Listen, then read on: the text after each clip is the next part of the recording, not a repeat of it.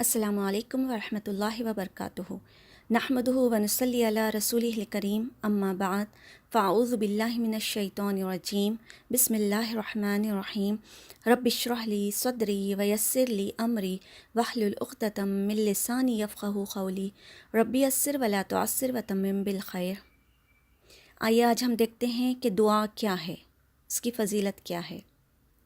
دعا بندے کی اپنے رب سے التجا ہے، فریاد ہے، اس بات کا اظہار ہے کہ اے رب میں محتاج ہوں اور تو دینے والا ہے۔ سارے خزانوں کی کنجیاں تیرے ہاتھ میں ہیں، تیرا دروازہ رات دن کھلا رہتا ہے، تو سب کی سنتا ہے، ہر وقت سنتا ہے۔ تو دل ہی دل میں پکارے جانے والی دعائیں بھی سنتا ہے اور زور سے بولے جانے والی دعائیں بھی سنتا ہے۔ ادعوا ربکم تضرعا وخفیا، سورہ اعراف۔ اپنے رب کو پکارو گڑ گڑاتے ہوئے اور چپ کے۔ دعا انسان کے تمناؤں کا لب پہ آنے کا نام ہے، جیسا کہ علامہ اقبال نے کہا، لب پہ آتی ہے دعا بن کے تمنا میری۔ دعا عبادت ہے، الدعاء هو العبادت، اللہ سے دعا مانگنا عظمت والا عمل ہے۔ ترمذی کی روایت ہے، آپ صلی اللہ علیہ وسلم نے فرمایا، دعا سے زیادہ عظمت والا کوئی عمل اللہ کے نزدیک نہیں ہے۔ دعا تقدیر بدل سکتی ہے۔ آپ صلی اللہ علیہ وسلم نے فرمایا، جامع ترمذی کی روایت ہے، اگر کوئی چیز تقدیر کو بدل سکتی ہے تو وہ ہے دعا۔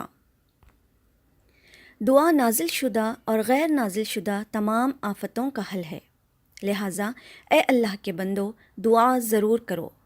جامع ترمذی۔ یعنی جو بلائیں آئی ہوئی ہیں اور جو بلائیں نہیں آئیں، دونوں کو ٹالنے کا حل دعا ہے۔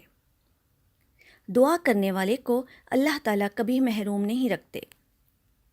دعا کے لیے ہاتھ اٹھانا مسنون ہے۔ حدیث میں آتا ہے کہ آپ صلی اللہ علیہ وسلم جب دعا کے لیے ہاتھ اٹھاتے تو آپ صلی اللہ علیہ وسلم کے ہاتھ نزدیک ہوتے اور ملے ہوئے ہوتے۔ آپ صلی اللہ علیہ وسلم کی دعا میں جتنی شدت ہوتی، ہاتھ اتنی اوپر کی طرف جاتے۔ یہ عاجزی کی علامت ہے۔ ابن ماجہ کی روایت ہے، آپ صلی اللہ علیہ وسلم نے فرمایا، تمہارا رب بڑا حیا کرنے والا ہے اور بڑا سخی ہے، بہت دینے والا ہے، لہٰذا بندہ جب اللہ کے حضور میں ہاتھ اٹھاتا ہے تو اللہ کو شرم آتی ہے کہ کیسے نہ دوں اپنے بندے کو جب کہ وہ مجھ سے مانگ رہا ہے۔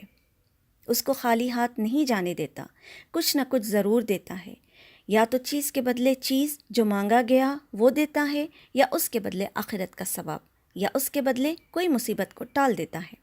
لہٰذا اللہ تعالیٰ فرماتا ہے، وَقَالَ رَبُّكُمْ ادْعُونِي أَسْتَجِبْ لَكُمْ، تمہارا رب کہتا ہے مجھے پکارو میں تمہاری دعاؤں کو قبول کروں گا۔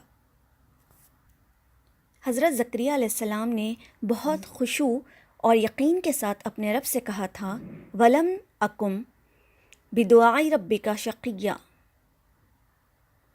کہ تجھ سے دعا مانگ کر اے رب میں کبھی بدبخت ہو ہی نہیں سکتا، نامراد رہا ہی نہیں، تو ضرور سنتا ہے۔ اس لیے ہم دیکھتے ہیں کہ وہ ایک طویل عرصے تک اولاد کی محرومی کے باوجود مایوس نہیں ہوئے، اپنے رب کو پکارتے رہے، مانگتے رہے، حتیٰ کہ ان کی دعا سن لی گئی۔